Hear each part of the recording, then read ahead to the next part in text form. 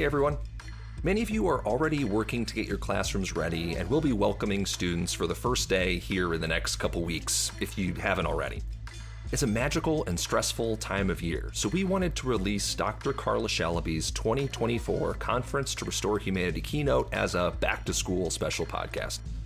Carla speaks so powerfully to her own practical experience of human-centered education and why we do what we do, moving away from control, surveillance, and punishment, and towards a model based on collective care, inclusion, and restorative practice. We hope you find it a great way to center ways of thinking about classroom management that'll help get the school year started off on the right foot, and sustain community with students throughout the next several months. As Carla reminds us, being good at human being requires a ton of work and investment, and perhaps most of all, an intentional rejection of a culture of disposability, the idea that there's ever such a thing as a throwaway person. If you prefer video, that's up on our YouTube channel too. Just search for Human Restoration Project. Thanks as always for listening. We hope you have an amazing school year, and let us know if you need anything.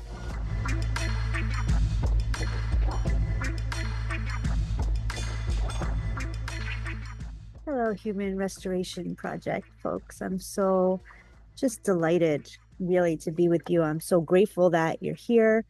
I know this is a time when folks are just especially beleaguered and unwell and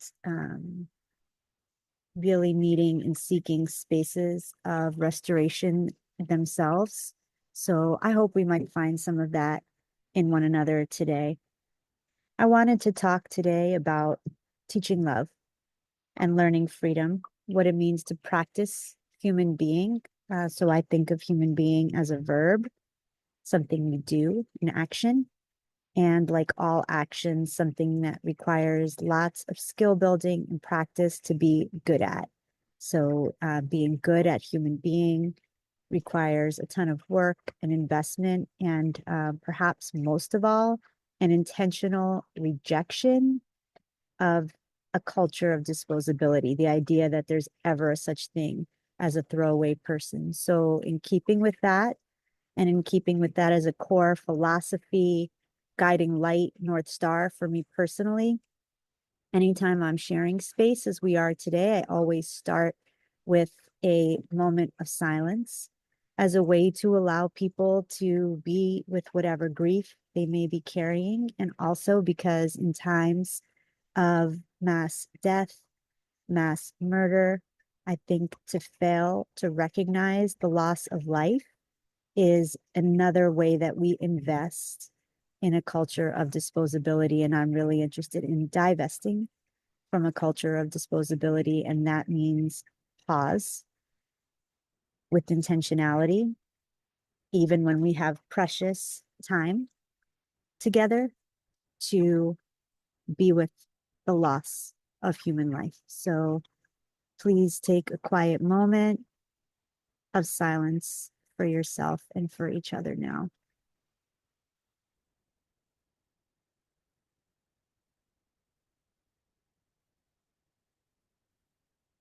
Thank you. Okay, I want to also begin with an offering for you. This is a poem that I return to often as, again, another guidepost for me. It's called Shoulders by Naomi Shihab Nye.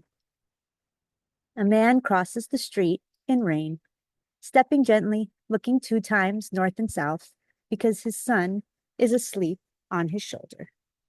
No car must splash him. No car drive too near to his shadow. This man carries the world's most sensitive cargo, but he's not marked. Nowhere does his jacket say fragile, handle with care. His ear fills up with breathing. He hears the hum of a boy's dream deep inside him. We're not going to be able to live in this world if we are not willing to do what he is doing with one another. The road will only be wide. The rain will never stop falling.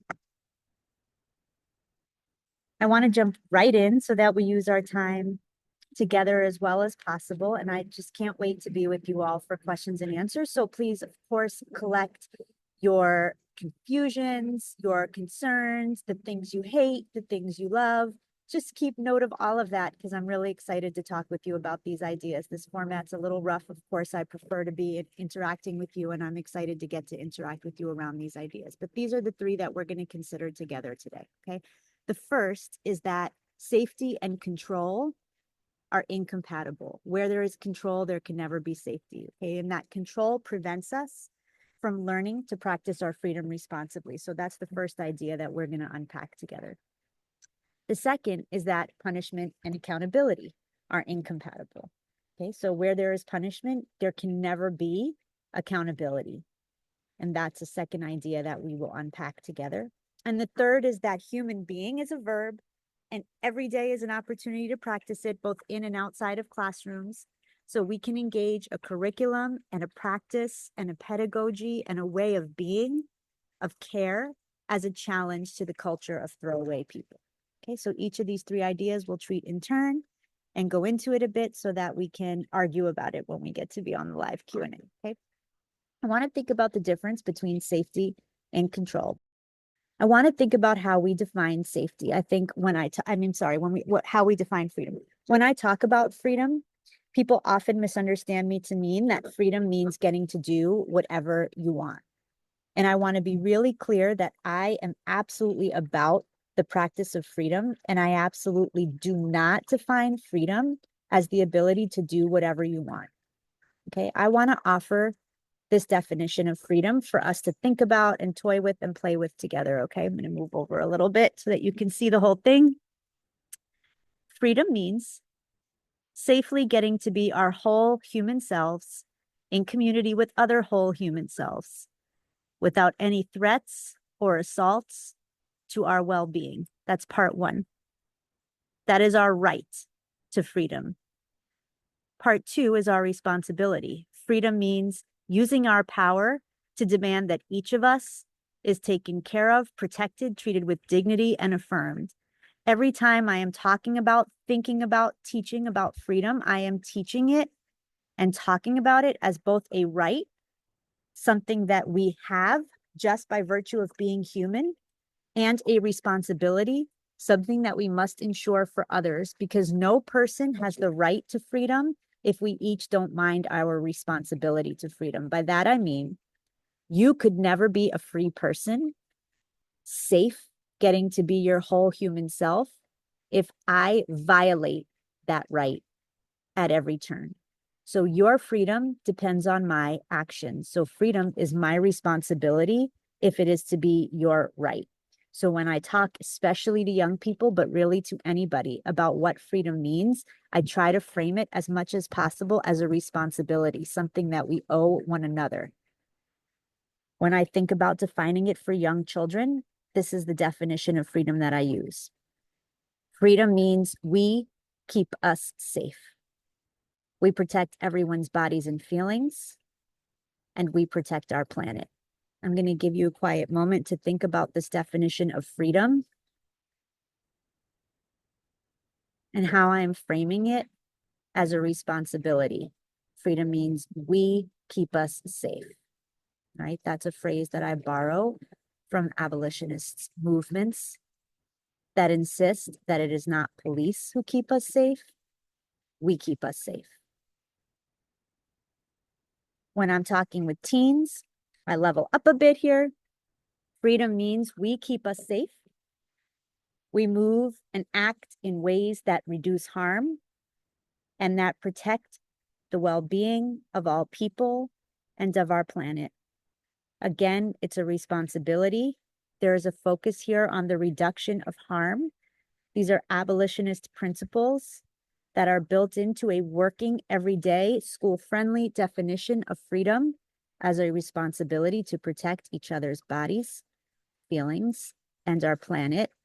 Because while we are talking, of course, about human being, there is no human being without the sustainability and the life of all land and waters and living and non-living creatures, and these are not less important than human beings. Okay, so we really try to keep a focus on that as well.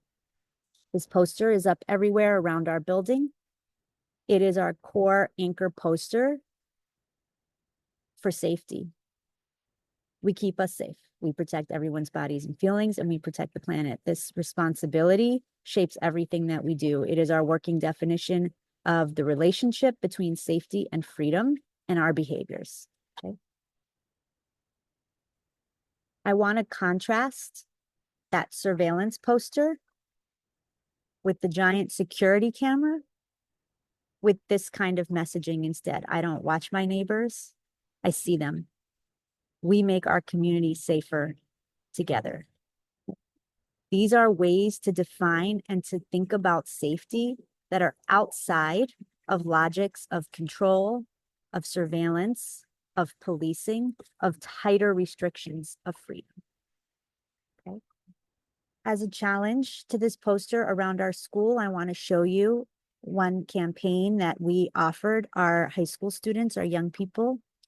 We put up our own poster next to the district provided poster. What does safety mean to you? It features a block print by one of our young people, and we invited our students to define safety in and on their own terms. And then we took some of what they provided back and we created this campaign of safety around how they define safety. Okay, so we use Jay-Z's lyric, "Nobody wins when the family feuds." We protect each other, we keep us safe.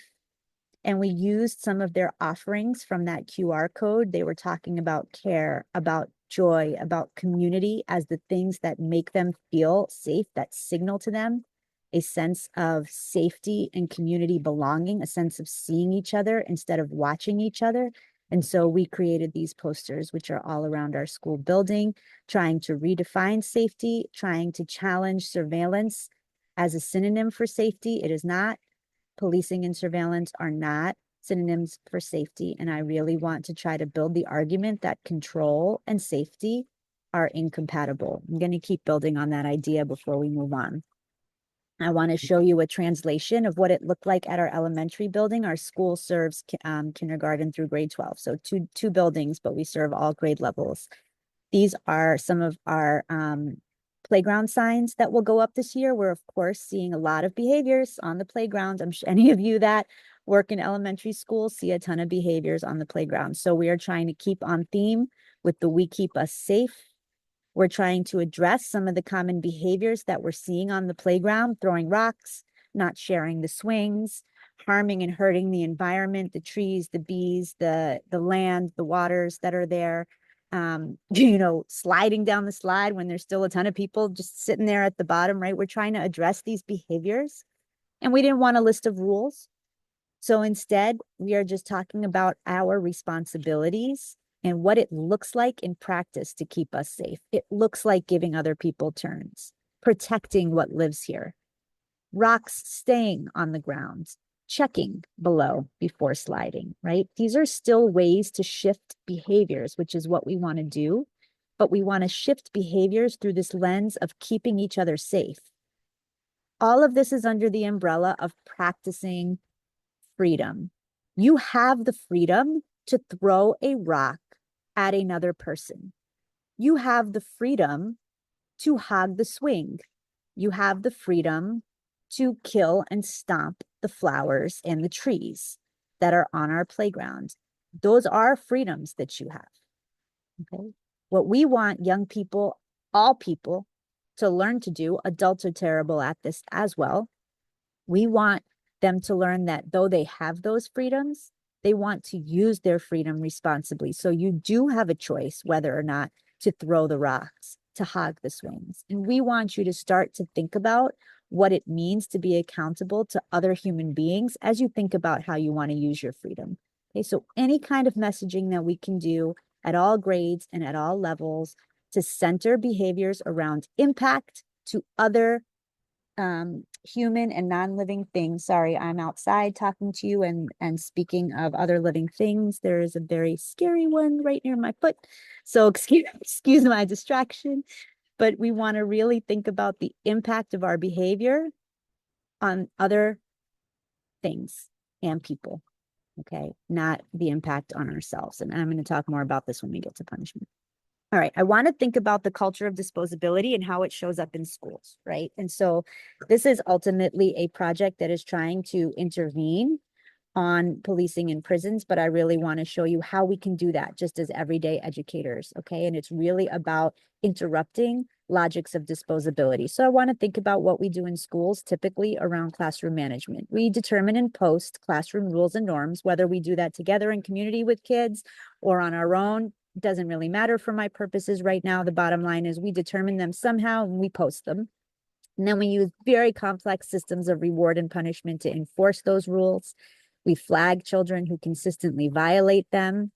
And we intervene on those children either by punishing them or pathologizing them, right? We look for what is wrong with this child, that they will not follow the rules of the classroom. Ultimately, we will end up having to exclude those children who cannot or will not adhere to the rules that we have set up, right? This is typically our classroom management logic. This is, as a matter of fact, what we teach new teachers, typically in traditional teacher training programs. This is the logic of classroom management. You be clear about your expectations for behavior. You flag people who refuse to meet those expectations, and we, begin a series of interventions on that individual person. I want to think about what we do out in the world, okay? We determine laws, and then we use police to enforce those laws. We search for and we capture the individuals who violate those laws. We intervene on these individuals through fines, arrest, or other forms of punishment. And ultimately, we exclude, through incarceration, individuals who cannot or will not adhere to those laws. Because our schools right now are made in the images of the society that surrounds it. And what I want to invite us to do is to think about the world we want and create the kinds of classrooms and schools that might prepare people for that world instead of this world that we have now. It's another image by Molly Costello. We really want to uproot tendencies toward policing others that exist inside you. And I will say with love, with all love and all grace, that educators really do often do the work of police officers. Okay. They do the work of policing, of controlling, of surveilling, of investigating, of doling out consequences, fines, punishments. And when you find yourself doing that, I just want to challenge us into understanding that we did not sign up to be police officers. We signed up to be educators, and there is a key difference in the way that we want to approach undesirable behaviors and the culture of the classroom and the school through a lens of teaching and learning rather than through a lens of policing and controlling and surveillance, okay, and criminalizing. So let's think about the difference here. I want to look at this kind of ubiquitously used poster. Just focus all the way on to me, it's the left. It's the lineup and hallway routine. Be quiet, listen, look ahead, hands at your side, stay in line, walking feet. This is just a ubiquitous poster that we see in early childhood spaces that very, very clearly outline the behaviors that we expect as we're lining up and walking in the hallway, right? And we practice these, we go over them. I want to bring back, though, this definition of freedom.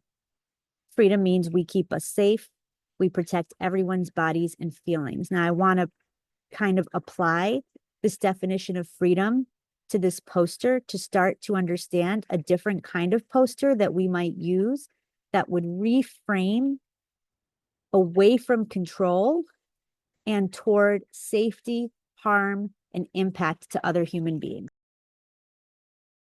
Okay, they are both aimed at the same set of behaviors, which is to walk safely, thoughtfully, and considerately from point A to point B when we are in shared public space, like the hallways.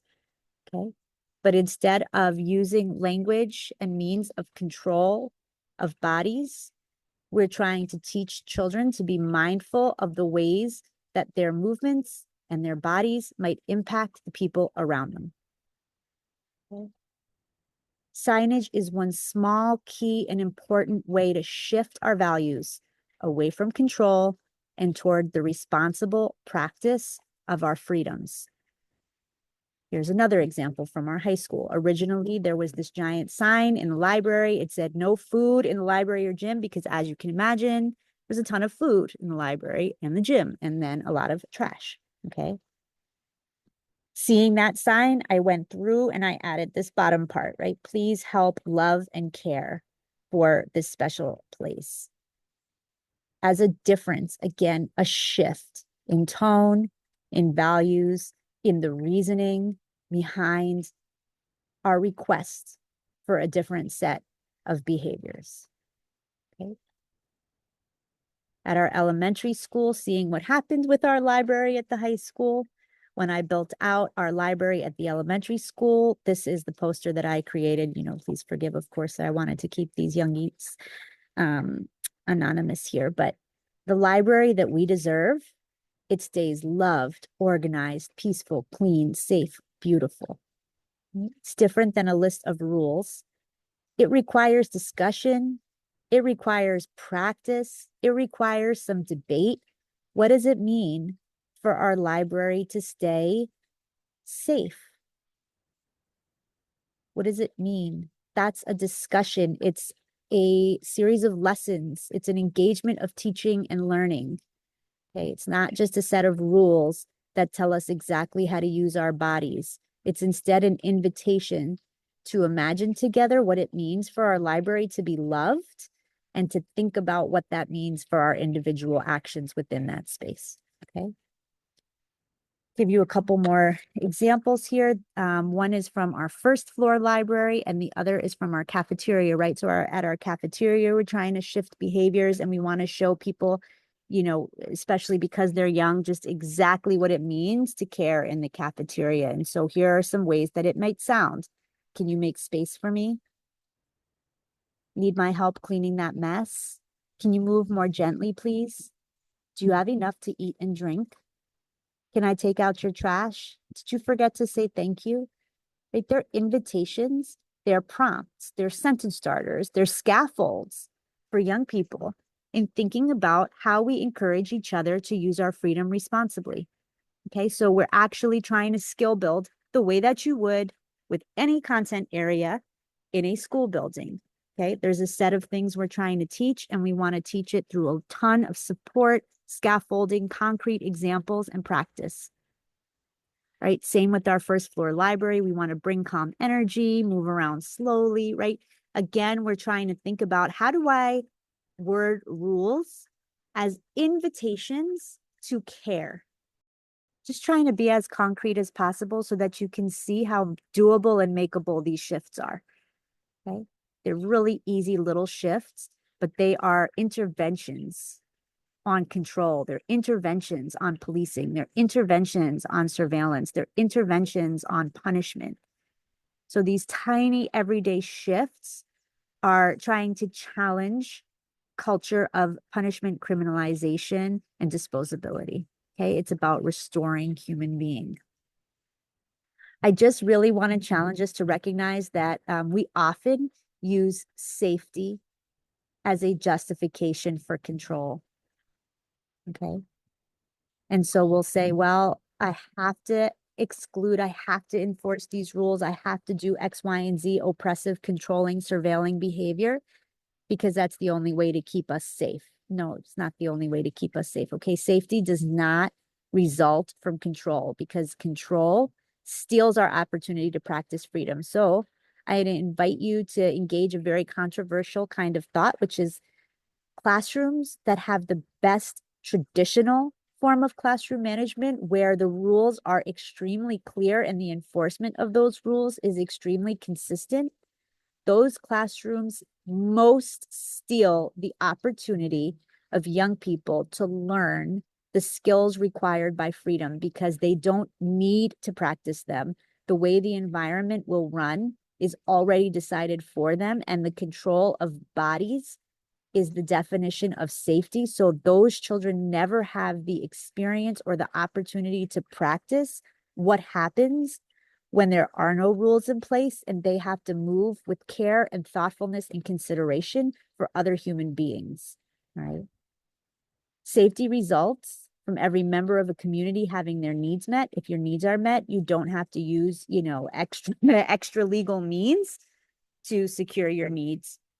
It results from belonging, so that care and inclusion are the work of safety. All right. We often think of exclusion as required by safety. I have to kick this person out because they are unsafe. In fact, if that person had the most genuine kind of radical sense of belonging and responsibility toward the other people in that community, they would be less likely to cause harm. And so care and inclusion and belonging are the very hard work, the pro-social work of safety. And safety results from building the skills required by freedom. We can fight about that when we're on the live Q&A. Okay, but I'm going to say that you're either practicing safety or control. They don't go together. They're incompatible. Okay. It's nice to not have you live to argue with me right now. We'll argue later. Okay. Second, right? And we're getting actually toward the end. This will be a much shorter section because the first really leads us into this second. Punishment and accountability are not synonyms. Okay. I want to think about the phrase holding someone accountable. Sometimes we feel like we have to dole out consequences and punishments because it's the only way to hold someone accountable for their actions. I want to challenge us to understand that there is never, ever a way to hold another person accountable. It's actually impossible for me to hold you accountable or for you to hold me accountable. I'm going to build that argument in the next few slides, right? We can only hold ourselves accountable. And I want to offer a definition and a vision of accountability, some clarity around that, because then it will be very, very obvious why I can't make you be accountable. All right. I want to think about rupture and repair. So I'm specifically focused on the side of this poster that says repair is more than I'm sorry. It's also naming it happened, owning our role, naming the impact and listening to the version that another person is offering us, wondering how the conflict was co-created, and planning a way forward, making repair. All right. Those are like the 5 basic steps of accountability: naming what happened, owning your role, naming the impact, wondering how it was co-created, planning a way forward. If that's what repair and accountability mean, how can I make you do any of it? How can I even make you name what happened? I can't force you to do that. So I can't even force you to meet the first standard of accountability.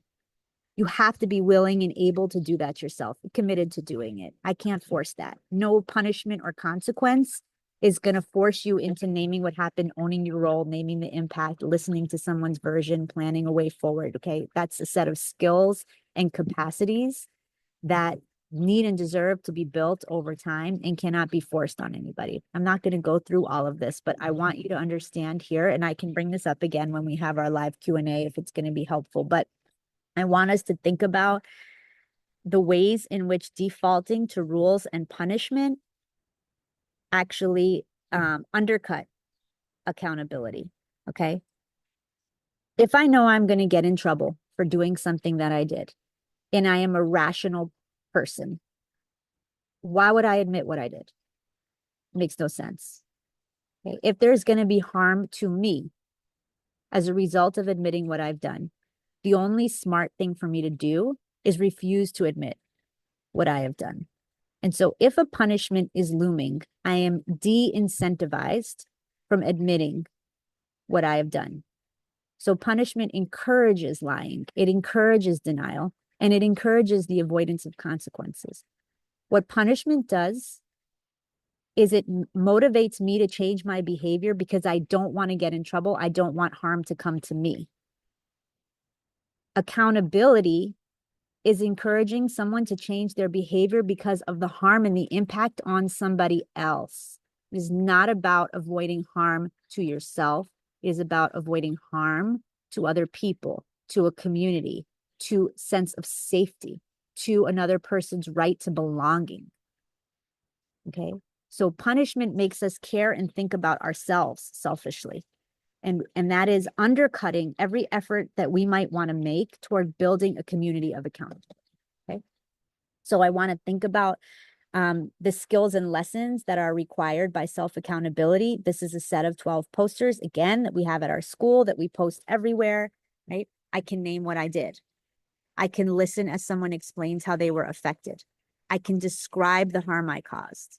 I can take responsibility for causing that harm. I can explain what I was thinking at the time. I can say what I have thought about since. I can work to make things right. I know that I cannot demand forgiveness. I can recognize my harmful patterns. I care enough to change. I can work to repair my relationships. I can work to restore my community. This is what is required by accountability. Punishment will not even get us the first thing. I can name what I did. It won't even get us there. Think about the work required to get somebody good at doing these 12 things. That's a curriculum. It's a lifelong curriculum, and it's a curriculum that we ought to start early and that we ought to practice often. And I can't think of a better place to do so than schools and classrooms, because they are microcosms of the world and they are gardens of conflict. And so they provide numerous multitude opportunities to practice accountability. What a beautiful opportunity to practice accountability together. Punishment will undercut any effort to practice accountability. Okay. I'm going to actually skip through here. I want to invite us to believe that stepping into our accountability can be a real moment of liberation. I want us to believe that for ourselves, in our own conflicts, in our own lives. And I want us to offer this to young people because they deserve this form of freedom. They deserve the freedom to learn how their behaviors impact others and to be in good and right and healthy relationships that are rich, that are thriving, that are joyful, that are balanced, that are just, that are fair, that are caring. They deserve those kinds of relationships, and we have an opportunity to help them to develop them. Okay. So restorative responses are really around harm. Okay. They're around harm reduction. And I really consider harm reduction as a key practice of human being. So what exactly are you sorry for? How have you been affected? Who else has been affected? These are the kinds of questions that focus on impact to others instead of getting in trouble ourselves. Okay, so not what's the consequence to you if you do X, Y, or Z, but what is the impact of your actions on our community, on our sense of safety, and on other human beings and other living and non-living things to which we are responsible. All right. We are really having to unlearn generations of teaching that taught us how to dehumanize and encouraged us to prioritize punishment. What an exciting invitation to do this unlearning. Okay, to be better as educators, but to be better as human beings in this world of conflict. Wrapping up, human being is a verb. Okay. To be human is a verb, requires practice, requires principle, it requires skill building. So what are the kinds of actions that challenge the culture of disposability? I'm going to quickly review the difference between kindness and care so that we might understand care as one of the key ways that we practice freedom. Okay, so I want you to imagine a situation where a kindergartner with diabetes can't eat the sugary snacks at a class party. All right. The kind act here in response to that may be to provide a couple of snack options that the diabetic child can safely eat. Right? That's kind. There's nothing wrong with kind. Kind is great. Okay. It's just, I want you to contrast that kind act, which is interpersonal and singular and individual, with the justice work of care. A care response, a justice response here would be to learn with all the kids in the kindergarten class about all the dietary needs of that community and to design a snack menu for every class party where every child can eat every snack available. Engaging in that kind of work is political work. It's the political work of inclusion, care, and belonging. It's skill building. So it's my responsibility as a teacher to serve the special needs of this one sick child. Okay, it's that the illness is a fact of life. It is not a special need. It is a basic need. We all have needs around food, and we ought to have a class menu that is inclusive of all people. It is a political shift, okay, toward disability justice, toward radical inclusion, toward safety, toward belonging, toward care. It interrupts a culture of disposability, okay? I'm going to keep going for the sake of time because people can only listen to so much. So I am going to go through one example here. So I want to think about teaching rules versus practicing care. And I want to kind of focus on the mask mandate one, okay? Because I know that people think this one is untimely, but to me, it will forever be timely.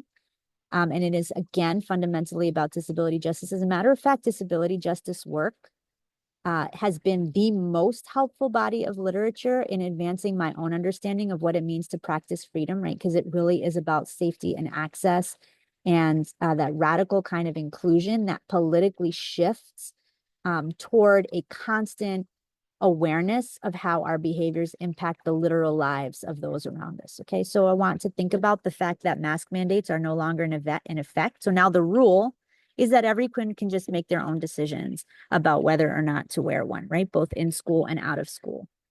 I want you to imagine a teaching and learning scenario instead of that rule.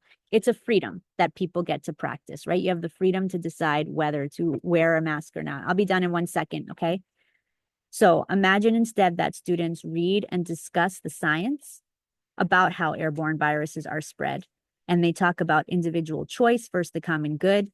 They share their health and immunity vulnerabilities in their households.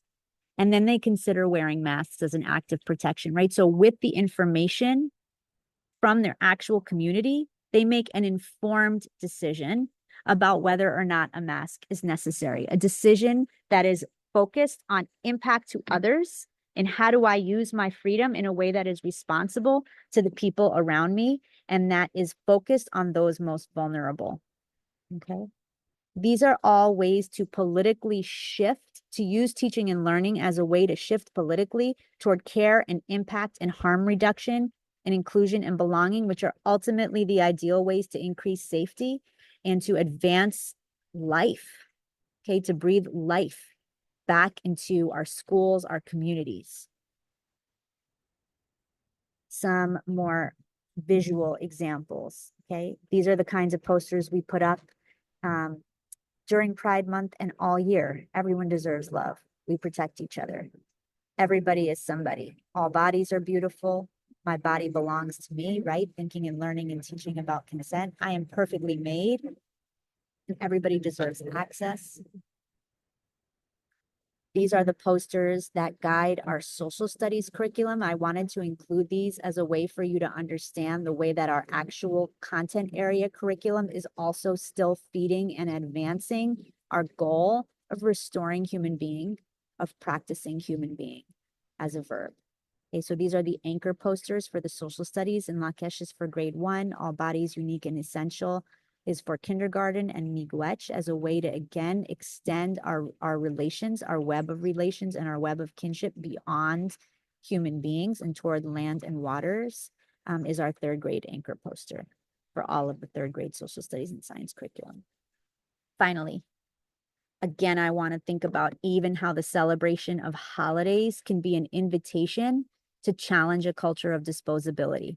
We make sure that we celebrate the holidays that honor the lives of the people we love, whom we've lost. We think a lot about grief, not as a social emotional, not just as a social emotional support, but as a political intervention toward insisting on the value of life. Okay? An interruption of the idea that there is ever a such thing as a throwaway person. There is never a such thing as a throwaway person. And in death, we celebrate the lives and the legacies of those who've come before. We share space to be with each other in grief as a way to uplift life, as a way to interrupt logics of disposability. This is up in my house next to the sink. You wash the plate not because it's dirty, nor because you're told to wash it, but because you love the person who will use it next. I'll leave you with one final poem as I close out. It is again by Naomi Shihab Nye. It's called Red Brocade. The Arabs used to say, when a stranger appears at your door, feed him for 3 days before asking who he is, where he's come from, where he's headed. That way, he'll have strength enough to answer, or by then, you'll be such good friends you don't care. Let's go back to that. Rice, pine nuts. Here, take the red brocade pillow. My child will serve water to your horse. No, I was not busy when you came. I was not preparing to be busy. That's the armor everyone put on to pretend they had a purpose in the world. I refuse to be claimed. Your plate is waiting. We will snip fresh mint into your tea. Okay? With love, with gratitude, with care, and in solidarity. Cannot wait to be with you for the live Q&A. Thank you for your work and your commitment to the practice of human being. Thank you again for listening to our podcast at Human Restoration Project. I hope this conversation leaves you inspired and ready to start making change. If you enjoyed listening, please consider leaving us a review on your favorite podcast player. Plus, find a whole host of free resources, writings, and other podcasts all for free on our website, humanrestorationproject.org. Thank you.